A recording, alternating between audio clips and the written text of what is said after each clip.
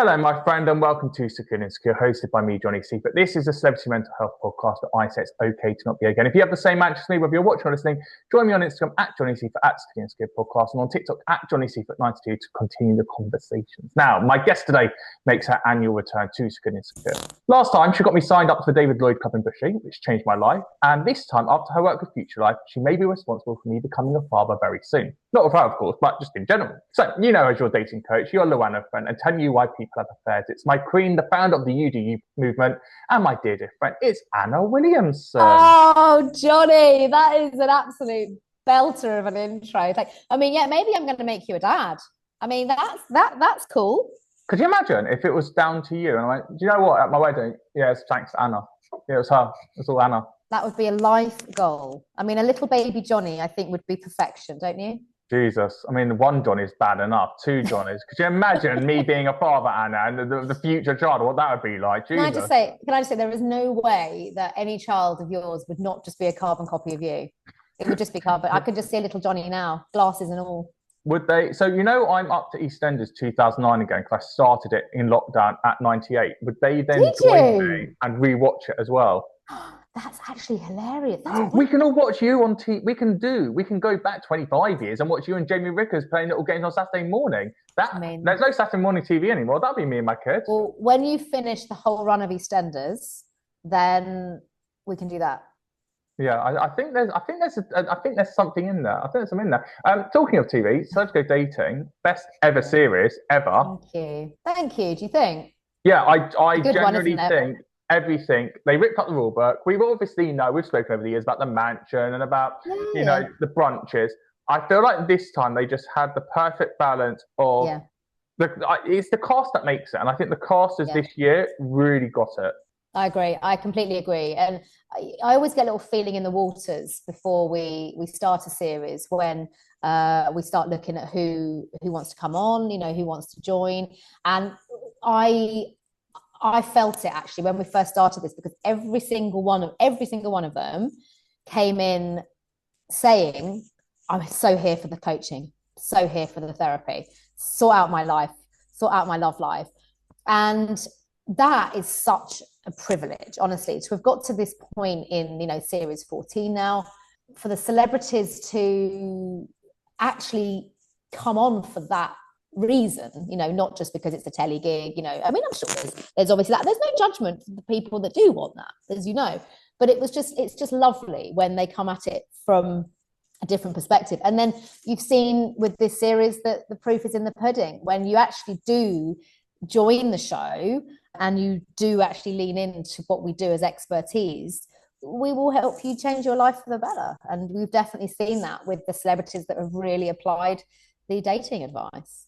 And I think that's it, because I obviously always watch out for the deep dives, and normally you get one moment, but I feel like this year Louis' deep dive, Donna's deep dive, and Kerry's deep dive, all in equal measure, just had it. And I think it's hard for you at times. If you've got someone who's come on just because they've done Love Island, for example, and it's the next TV gig, they don't really have the opportunity to do the deep dive because they're not in the mental state for it. They don't really want the therapy. And I feel like this time they all really wanted that deep dive to really peel back the layers. They really did. And actually every credit to them, because they all let us in. And it takes, I mean, this is you know me to know that this is, I don't BS, I love doing this show because I love doing the work.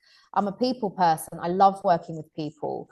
Celebrities are brilliant. They're so fascinating, and like you, I know a hell of a lot of them now, but there is not one size fits all. And especially the ones that I felt that they had kind of come into process going, no, I'll talk a bit about this. I'm not going to talk about this.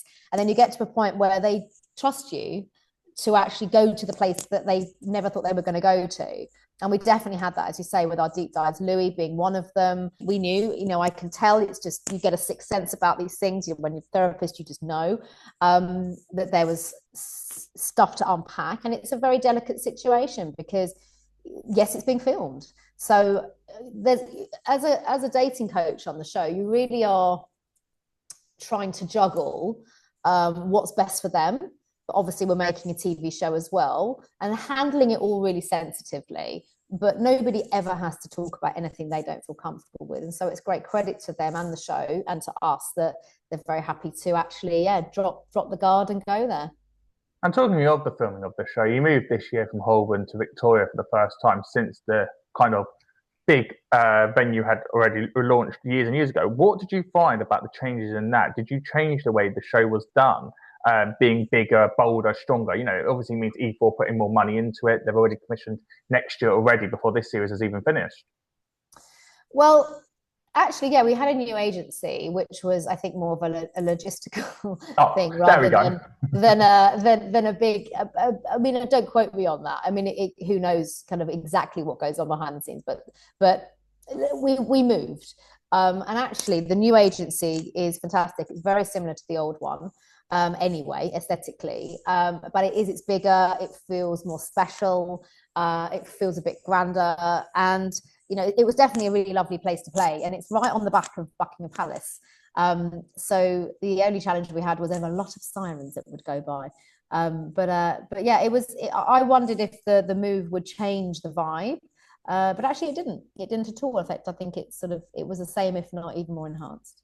Love it, love it. We'll talk about your podcast in a sec, but let's talk about you do you, because as you know, I love you, and I'm obsessed with watching these videos at the moment that you're doing. First of all, why? Why now do you think that you've had to go, do you know what? I'm giving out all this advice of you do you, but actually there's probably an element that is coming from me of something that I'm experiencing at the same time? It's a great question. I think, honestly, it's probably because I've been in the telly industry for over 25 years now.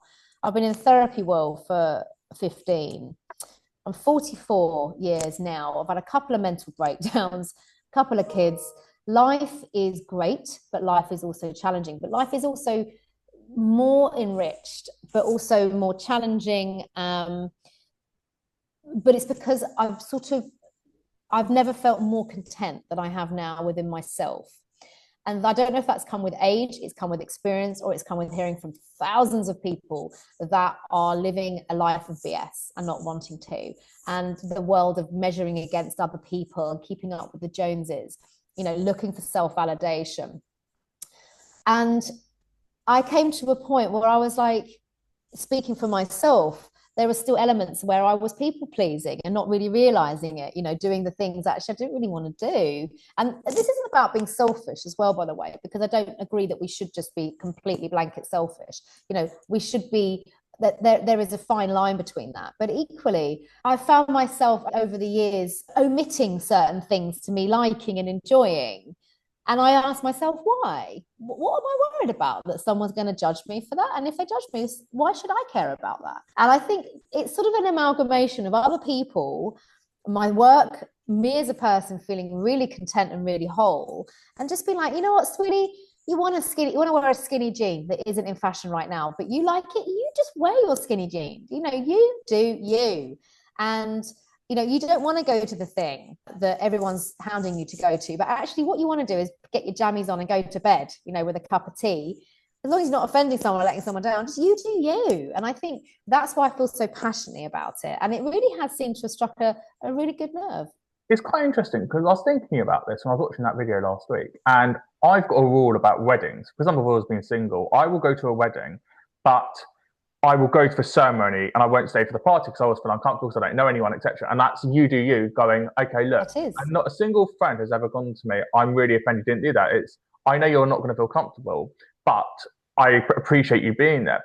But then what's interesting is when it comes to, that's the personal stuff. When it comes to the professional side, and as you know, you've worked with many producers over the years, you've done many products. There's always that risk of offending that one person and going, well, look, I'm going to be honest with you as the talent and go, this isn't right. But you don't want to have that labeled as being a difficult person to work with. And also you as a freelancer still need to be booked onto other shows. So how do you get that balance between being honest, but not offending someone, but yet you're not people pleasing them because things do need to change, and that's coming from a place of love of we all want the best product at the end of the day? Right. Well, I think it's a great question, and I think you can't offend someone if you are speaking from a first person perspective and putting your vulnerability on the table and possibly coming with an explanation. I found with my own experience, particularly when it comes to work, bailing on something or saying you can't do something, sometimes you do need to follow up reason for why you can't do that thing, as you say, if you are then concerned about a wrong impression being made of you. But often it can be, and sometimes in the past it's because I'm wiped out, I'm exhausted, my mental health has taken a complete flatline. I know I need to recharge the tank. So, by having to renege on something or saying I can't do the thing, or actually I'm not quite comfortable with how we've done that, can we do something that doesn't align with my values? It's actually giving the explanation behind your decision that I find is the sweet spot. And sometimes, in my work, I'm working with producers, sometimes a decision is made or a suggestion is made that doesn't align with me. And you do then think, shall I pipe up or, shan't I pipe up? Absolutely pipe up, but there's a way of piping up, right? If you're going to storm on in and, you've got to read the room. And this is why, I'm absolutely thrilled really that, I'm trained in rapport. That's what I do as a therapist, but read the room, read the situation. And if you need to challenge something or confront something or question something, do it, but do it in the right way and look at how that person communicates to know how best to communicate with them. It might be that a group setting isn't the right place to confront the thing you want to say. It might be that you have a private chat, but think about what you want to say and why. And ask yourself, if I don't communicate this, what is the cost of that? Is that you're going to feel smaller, that you're going to, feel like you've been disingenuous to it yourself, and I think sometimes it is hard to speak up for some things that perhaps I'm not comfortable with. You think, well, no, what, they're going to think I'm difficult. But actually, I always say, well, no, because I'm in tune to myself. And actually, the thing that I'm standing on right now is if I don't say this, I'm going to feel worse by not. And I do think a lot of that is probably experience and age as well that has got me to a position where, but equally, I'm happy to stand on my values now with whatever the outcome of that might be. Well, that's interesting. Do you feel at 44 that you truly found your authentic self? And this is the year, the pinnacle year, that it's all actually come together? Because you've always been successful. You've always been a successful mum for the past over a decade and work, etc. But do you feel like for some reason now is the moment where the true Anna Williamson is coming out? Do you know what, Johnny? I do. And I can't give you a reason, a specific reason as to why. Not because I don't want to, I don't know. It's a feeling. And I think it's really deep rooted in vulnerability, if I'm completely honest with you. I am trying my best in life. And really that's all we need to be doing. And I think some people, sometimes interviewers say to me, don't you feel a pressure, to have a perfect relationship, be a perfect mom, or, because of your work. No, I don't actually. I find that my strength and my contentment is in the vulnerability of being honest about it. And I think that is because, and actually I give credit really to my therapy background and the fact that I'm constantly in professional supervision, which is just constant reflection. It sounds like a Paul C. Brunson thing to say, but I'm always doing the work on myself. And I think there is nothing more cathartic than constantly learning. I'm constantly like a sponge. I know what I like, I know what I don't like, and I'm very comfortable with standing on that now. I love it. I love it. Let's talk about more of your work, The Affair, which was one of those podcasts this year that I listened to. I'm like, God, someone's ripped up that rule book and just found a niche that I wish I'd done. I wish I could use that. Such a good podcast. Such a good podcast. And I even mentioned it to the big bosses, and I said, we lost something so special there. We lost something so special. Why? Why this year did you want to look into affairs, or why do you think it was brought to you and you thought that's a project I want to get involved in? Because you're so busy already, and LuAnna is doing incredible, and you're taking it on tour all the time, etc. But there's something about this that is not Celebs Go Dating, and it's not LuAnna. There's a different part of your brain that was coming out here, and a different psyche that we got to see. Thank you. So The Affair. So this is a project that it's a passion project of mine for a couple of years, actually. A good friend of mine, Naomi, she's a producer friend of mine, and we were just, chatting through just ideas to do. And we're quite similar in just a lot of our ways, really. Infidelity is something that's always fascinated me as a coach, as a couples coach. It's something I deal with all the time, but it's rarely taken outside of the therapy space for good reason. It's shrouded in shame, stigma, guilt, feelings, emotions. It's a complex situation. And so we were talking about it, and I said, I said, I want to bring this to the masses, and my friend Naomi, she's a very well-respected podcast producer as well. I'm not a novice when it comes to podcasting. And I just said, we want a way to bring this. I want to open up these conversations, because I said, affairs, quite rightly, carry so much stigma, but there really is no one size fits all. And this depiction of an affair being, some sleazy, guy, and a girl, and that happens, but that is not the wider picture. I speak to people who have entered into infidelity. They've had one of my, always sticks out with me in my series 1. She she was young. It was lockdown. Her husband had motor neurons disease. It was a terrible time for them. He went into palliative care, and the woman was just looking for a release, and she ended up embarking on a sexual affair just to sort of fill a void that she was experiencing. And she lost all her friends about it. Her husband never knew when he passed away. She deeply loved her husband right till the end. But it's situations like that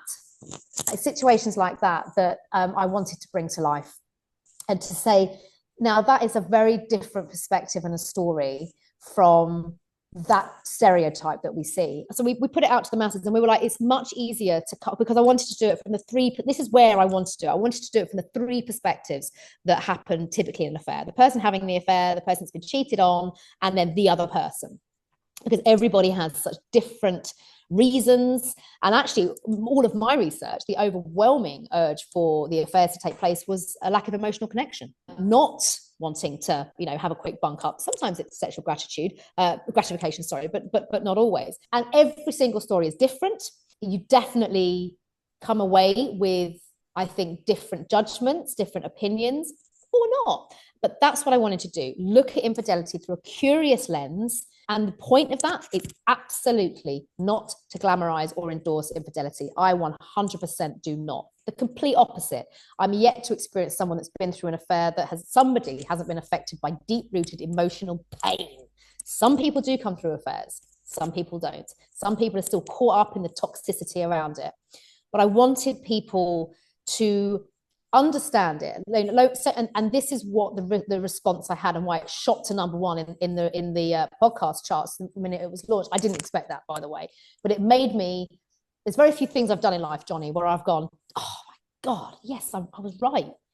Very few things I've done, and I knew that it was such a topic that would resonate, because 1 in 5 people admit to having an affair. Nobody talks about it for good reason.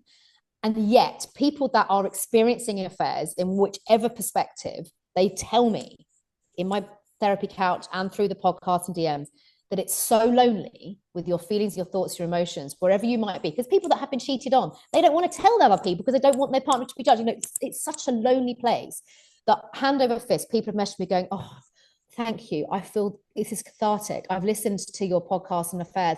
My mum and dad, my dad had an affair when I was a kid, and I've hated him for 20 years. And now actually I'm starting to think of it in a different way, and it's really helped me. Or I was thinking about having an affair, but now I'm thinking I've realized there's a massive disconnect with my wife, and I need to work on that.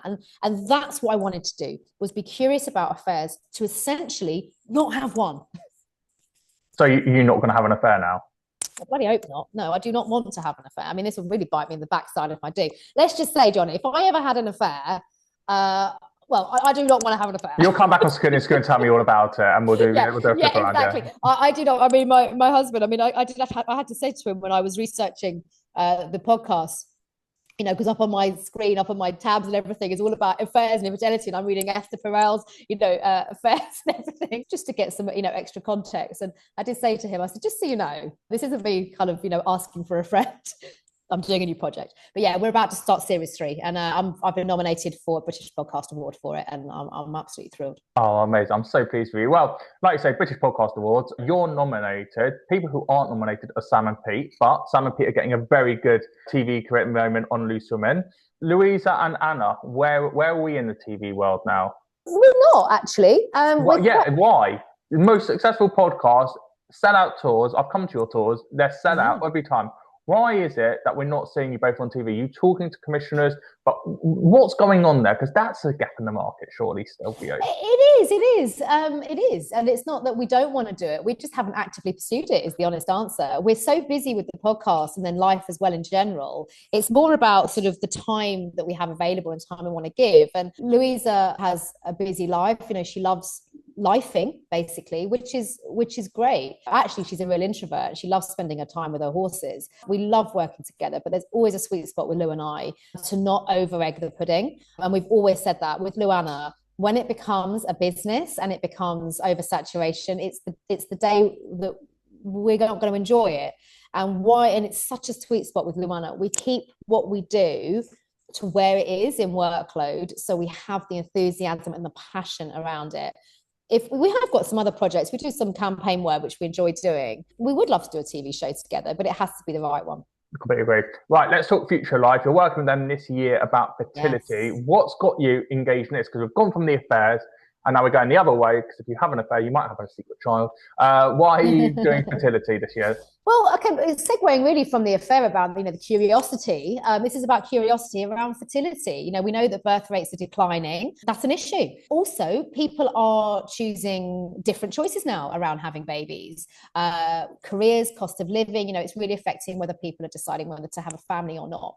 But what is really also challenging people is not actually knowing anything about their fertility and feeling disempowered around that. And the research that we did with Future Life, which are amazing, by the way, found that more than half of adults believe that fertility is rarely discussed unless there's a problem. And I would agree with that from a professional and personal point of view. And more than a third find it an uncomfortable topic to discuss because there's a lack of education. And I do think that, fertility, sex and relationships, it is a topic that typically in Britain, I think has been really underrepresented.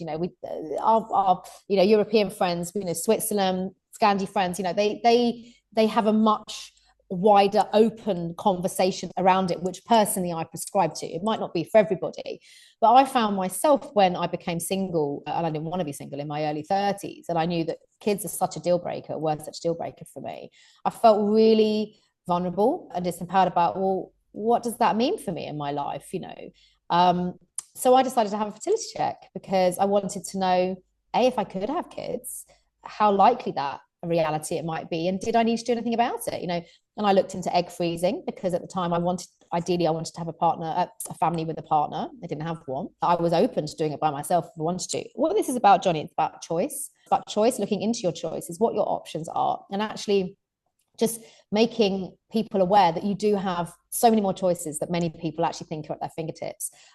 There's egg freezing. I actually did fertility checks before I had children, mid-children, and then after children. Because again, the headlines tell you that you reach a certain age and that's it, you're done. And that's really, really upsetting for a lot of people. And I decided to actually, put my money where my mouth is and actually check. And I had a fertility check again when I was 41. The headlines tell you that you're not going to be able to. Well, the actual science told me that I could, that my fertility was actually pretty good. It had declined. We can't deny science and human biology, of course, but there is no one size fits all. And many people are now delaying having children. Many people are in same-sex couples and they need intervention. Some people are choosing to do it by themselves. Some people are wanting, to just understand their own fertility health. And this is where this campaign comes in, and people can go to letstalkfertilitynow.com and look at all the different choices that are at their fingertips. Well, final question. You said you're not having an affair, but you said you're quite fertile still. Are you having a third? No, I'm not. I mean, we just need to clarify your lifestyle right here, right now. Yeah, I'm just clarifying my life status. I mean, Johnny, I've never said never. I'm not one. So many people go like, I know when I'm done. I know when I'm done. I've never known when I'm done. Maybe I will get to that point. I don't know. It's highly unlikely I will have a third child.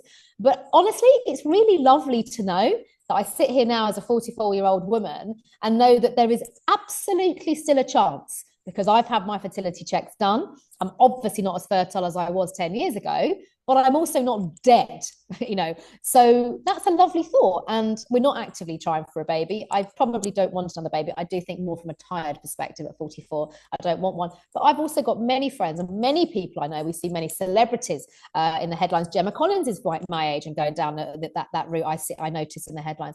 But isn't it lovely to know that you can have a child?